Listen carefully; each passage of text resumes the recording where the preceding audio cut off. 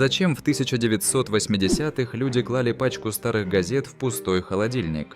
Это не странная привычка, а способ обмануть закон. Один лишний запах, и санстанция выпишет огромный штраф или закроет точку навсегда. Владельцы шли на риск. Секрет крылся в составе советской типографской краски. Она работала как мощный угольный фильтр.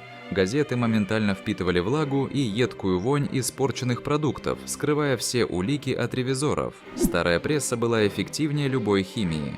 Свинец и сажа спасали карьеры.